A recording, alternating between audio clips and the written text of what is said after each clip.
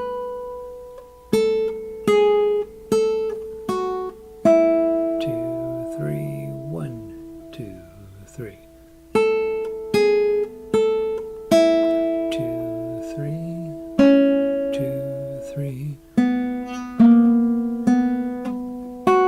2, 3. 1, 2, 3.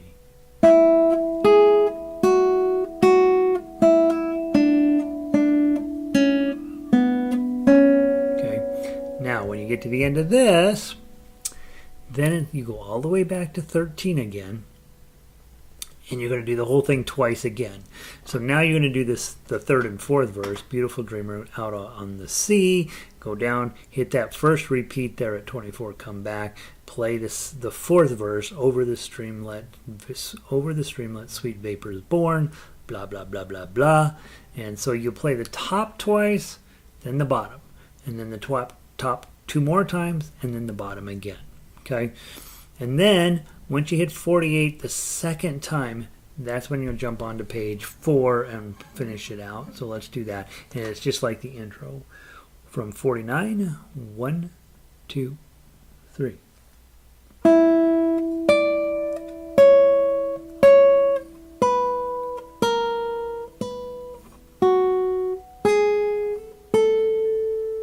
Okay. And those of you guys, it's the harmonica, right? We have this song as one of our songs. So it's laid out a little bit differently, but the same basic idea. So you have an intro, then you have 2 verses and a chorus, and then 2 more verses and a chorus, and then an outro, which is basically mimicking the intro. Okay? The melody is great. The words are surprisingly good for 1862.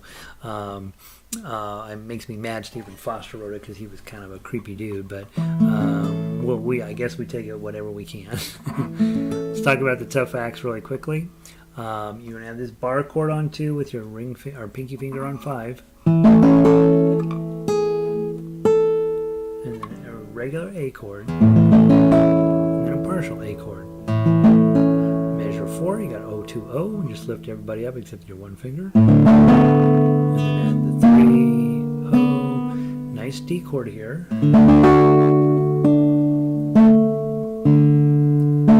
Now notice the melody is just carrying through, right? So what you really want to do probably is use your claw hammer, or claw fingers. That way that 2 is just ringing the whole time. And then you got an E chord. And the hard part here is you can hit that E chord and then you abandon it, come up here to 10.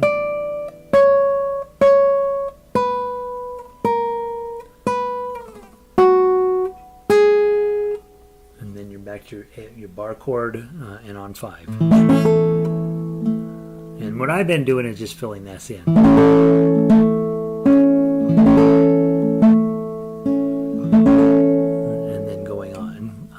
Just so that there's something going on in those measures.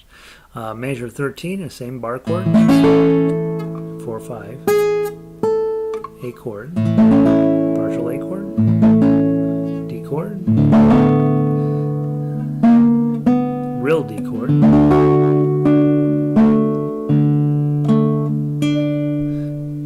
page 2, you got a nice E chord, another E chord. With that pinky on 2, that's a little bit of a tough chord to get to. And then when you hit that 3, your E's already held down, your 3's down. You don't have to do anything at measure 21.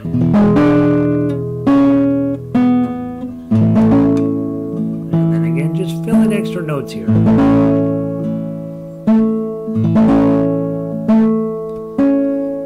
First time through, you repeat. If it's the third time through, you repeat. Let's go to 25. Things are a little different in 25. Grab an A chord.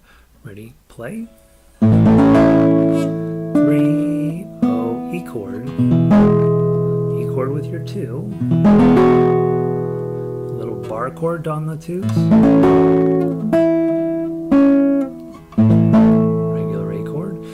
Probably smarter at 28 to hold your A chord and then add your pinky. That way you don't have to lift up and the other strings can keep ringing, right? So you've got all 4 fingers down.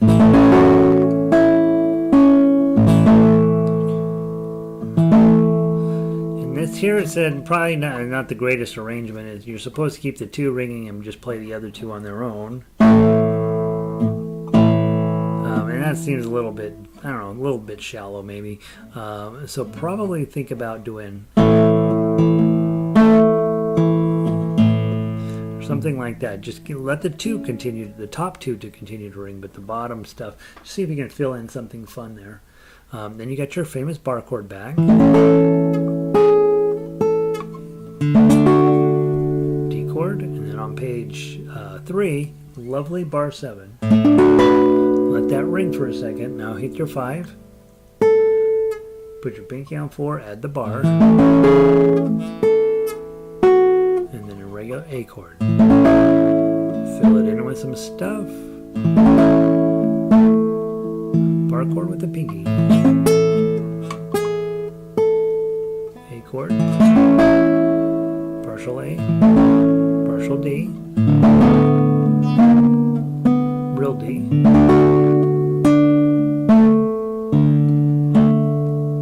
Real E chord.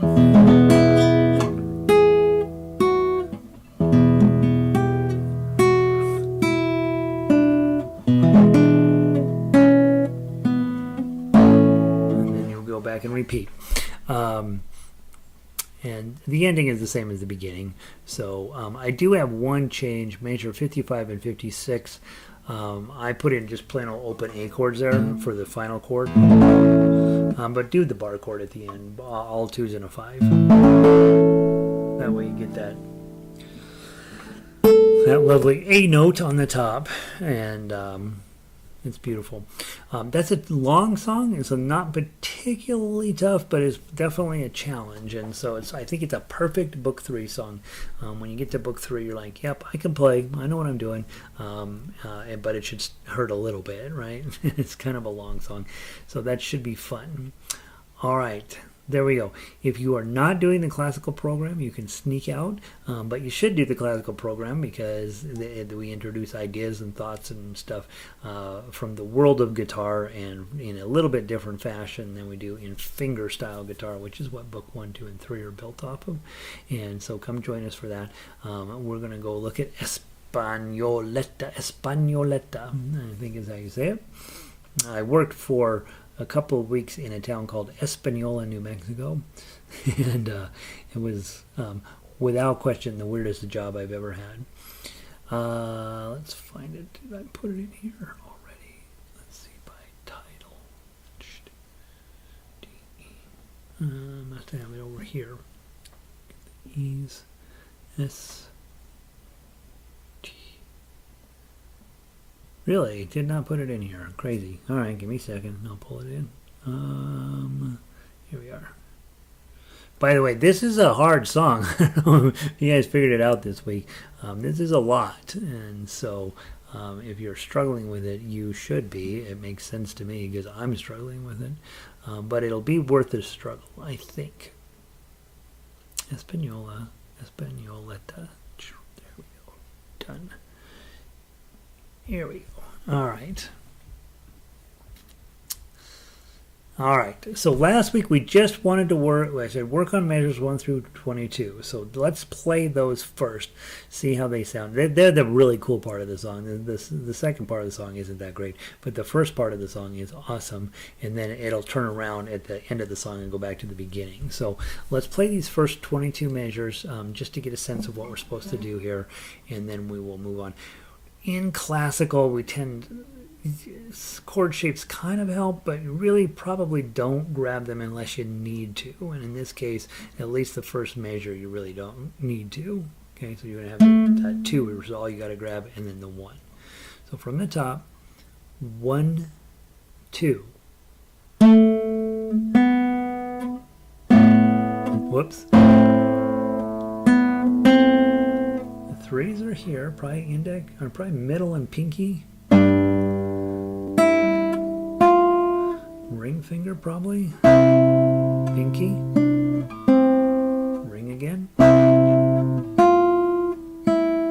3 and 5. Back to the 3 with your middle. And then the other 3. 3.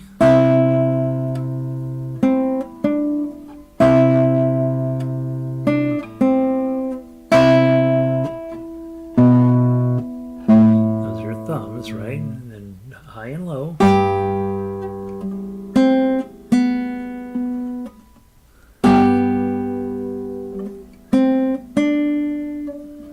1 and 0. This is a little mini E chord. And then a little mini A chord, A minor chord.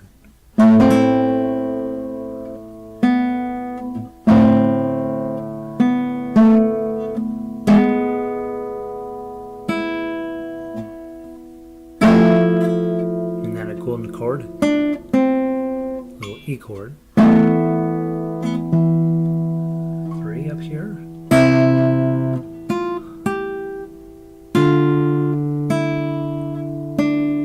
And the nice 2 here.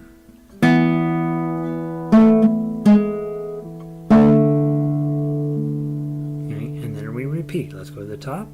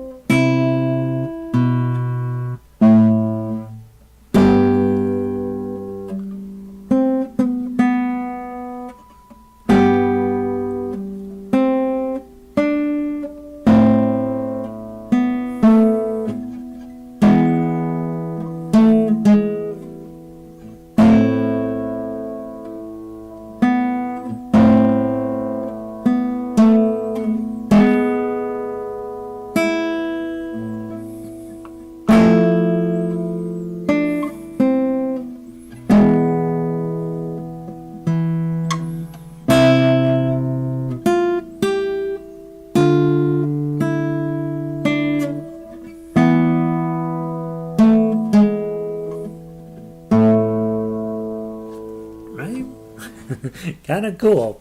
Kind of cool. Nothing in there super hard. Plenty of timing issues. I'm constantly checking up on the standard notation. Is this all quarter notes in this measure, or is there a dotted quarter with an eighth note?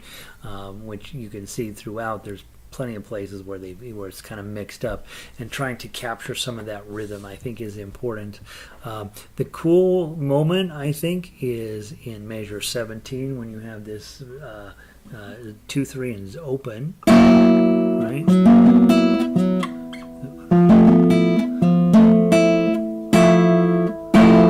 So that's an F, an A, and an E. What? I just think that's really cool. It creates a ton of tension at that moment that we then get to resolve. The other thing I think is super cool is at 14, that little rolled chord. Right, so it gives you this another moment of like woo kind of thing. And then so that's the main theme. You will notice at measure 68 that main theme returns note for note identically until I think it's note for note up until the very last measure 75. You're gonna end it in an A minor. That's how you'll end the song. So work hard on the beginning section of it, and then you will have the ending section of it. Now, let's talk about the little, I don't know, it's an okay section, but it feels just like a lot of scale runs in the section 23 through whatever it is. Measure 14 is a surprise. Measure 14. Yeah, measure 14 is a surprise, right? Measure 14 comes up, and you've got this, it's just an A minor. Right, but it sounds so cool. It sounds so pretty. Right. For me, the money payoff is at 17. I think that chord is just like, this chord is different than everything else you've just played, and it sounds so cool. And so, yeah. So now, when you're looking through the rest of this song, what you'll notice is there's all 3 1 zeros, man. A few twos in there, nothing too dramatic. Everything sort of just flows.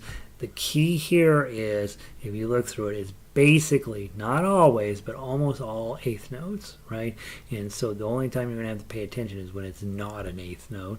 And it's an awful lot of scale work, which is not bad. Right. One of the things I try to do when I get something that looks like this is just first play it until I feel like I kind of got it, and then see how fast I can play it. Not that I'm going to actually play it fast, but it kind of helps train your hand to be not afraid. And that's definitely an area that I'm constantly working on. Is, man, I hate making mistakes, right? And so when you get a section where you're like, all right, I know I can hit all these threes, twos, ones, and zeros. I know that. How fast can I get to them is a practice thing to work on. So for this, let's start at the pickup to 23. Let's not play it fast, but try to play it steady. Okay, so I'll count it as 1 and 2 and so on. Okay, so you'll come in on 3 and 1 and 2 and.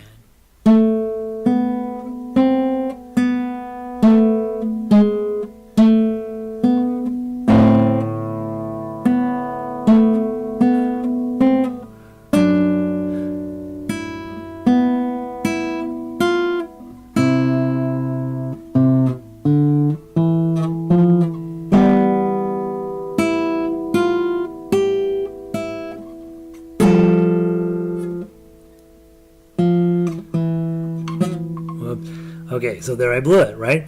So then I'm thinking, all right, the reason I blew it is it went to my thumb. I got thinking, am I on the 4th string or not?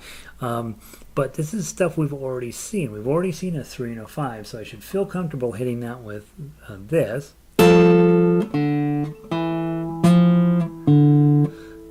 so that would be a moment to work on. And, oh, well, I'm goofed up there. Let me go back and fix that. And probably with classical music, try not to let mistakes work their way into your everyday practice. If you make a mistake, stop, figure out what you did, think about it, make yourself notes on the paper, whatever you got to do to try to not make that mistake more than once. And so in this case, I'm coming out of 27, which is 0, 1, 3, 0, 3 and 5.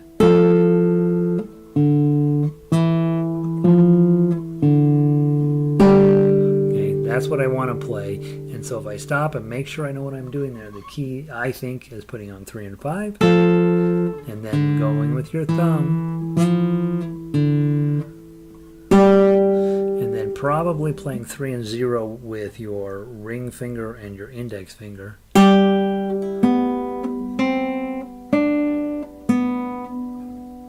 and 3. It's just a C chord, guys, right? 1 here, 3 here. But I don't need to put the full C chord on because it's not asking for it, so I don't. Okay, and that's a dotted quarter note, so that's really long compared to everything else we've played. Then in middle of measure 30, let's go from there. Run, ready, 1, and play.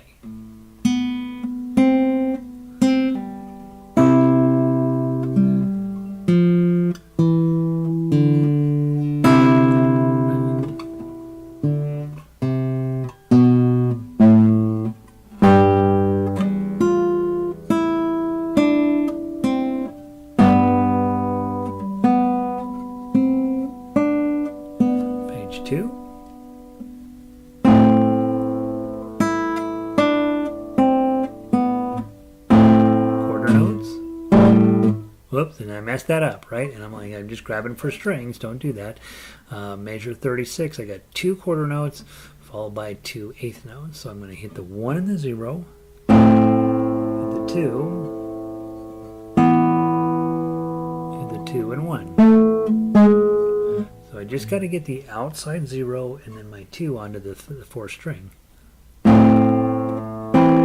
Oops.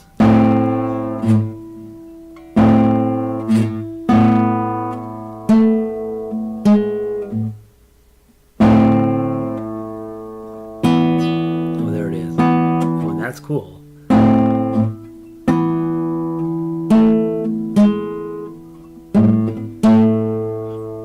we go. Middle of major 37 up to a 5. It should be grab it with your pinky and go. Ready, play.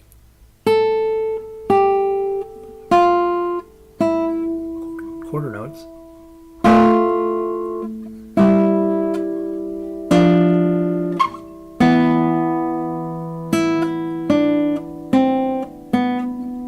Quarter notes.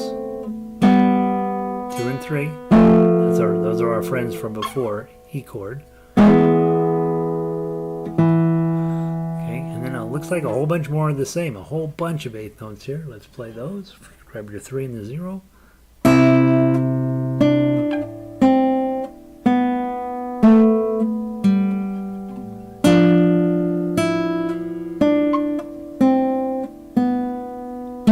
E chord.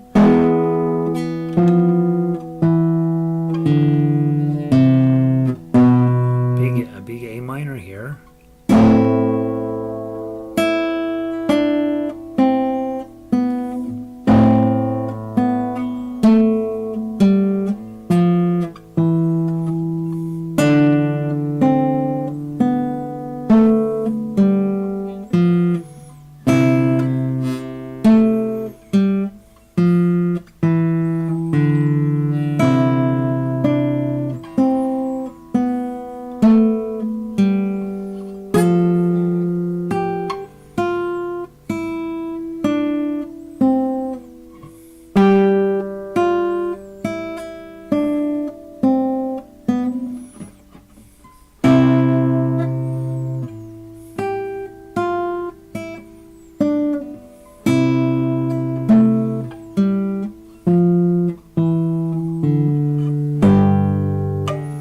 Keep doing that. You should probably use your middle and pinky there.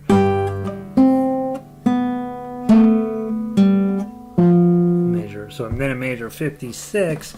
We're finally getting to the end of all these runs, right? So we've got 3 more measures to do, and then we've got it. So from 56, go. And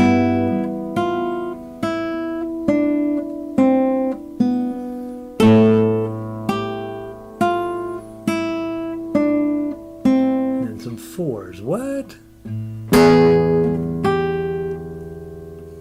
Got to go down to 2.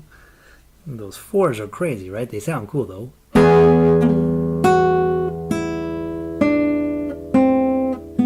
minor, 5, 7, and then you got 8 and 9. Probably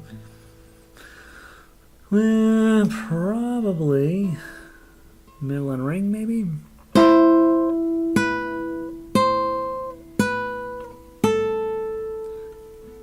Grab this 2 and those 2 4s we played before. And then slide this back to the 2.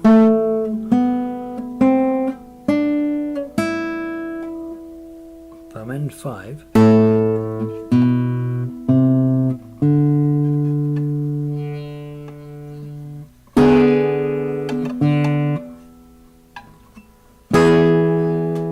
There's a dotted half note, which means make sure you hit that one good, and then hit the 2.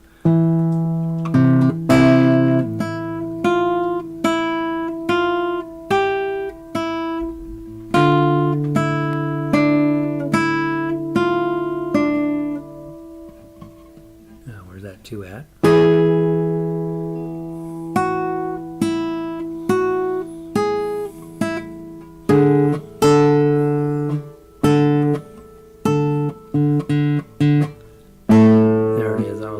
On the D string, so 0 and 5. So it feels like just a whole bunch of nothing to me. I would say let's play through it a few times, probably this week and next week maybe, and I think that just pulling it up and playing through it enough time, making yourself some notes about when you have a struggle, figure out which finger you want to use and then stick with it. So I'd love it if there was a right answer and a wrong answer to fingering, but it really can get, there are some better answers than worse and some worse answers. But overall, I would say just practice, just play through it as many times as you can. It's nothing in here is a super crazy stretch that's going to be impossible to get to. It's just a lot of notes, right? And so a lot of just these eighth notes either going up or going down, mostly going down, and enough of a variation in the pattern to not get boring, but certainly nothing too aggressive against what technical skills I know you guys already have. So measure 60 is when it goes up the neck, and you got to be ready for that. And then I find that 2 on the 4th string and these 2 4s up here, I mean, that's a super cool sound, but it's a little hard to get to those ones. And then, of course, at measure 68, it goes back to the main theme, which is the one we like playing anyway. So my bet is that most of the time when this gets played, they play that first half, those first 22 measures, and then that's it. Would be my guess. Play that 3 times and then call it good. All right, guys. Thank you for being here. Hopefully I had something that you could take away from today and make you a better player.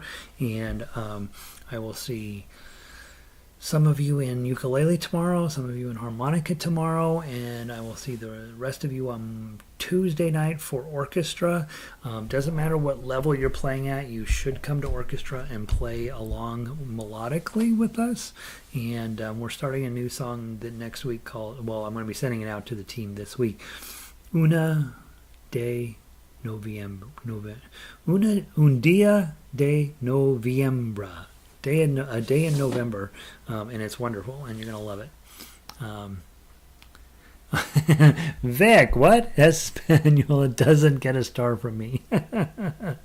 The first half, let the first 22 measures get a star. I totally agree with you. I think the middle section is just something to work on. It feels very, very etude and not very much of a song there. But I'm going to work on it this week and see if I can get it a little smoother and a little cleaner, and see if I can find some redeeming quality that it has. I do think at measure 60 it becomes interesting for a moment. So we might cut out 3/4 of it and just stick with that middle section. I don't know. But yeah, both Lindas, thank you for being here. Vic, thank you for being there. And I will see most of you guys tomorrow. Linda, I'll see you next Wednesday night. And we all keep playing until we are... until they're calling us and offering us money, right? So, all right, guys, have a wonderful week, and I will see you next. I'll see you down the road. Peace.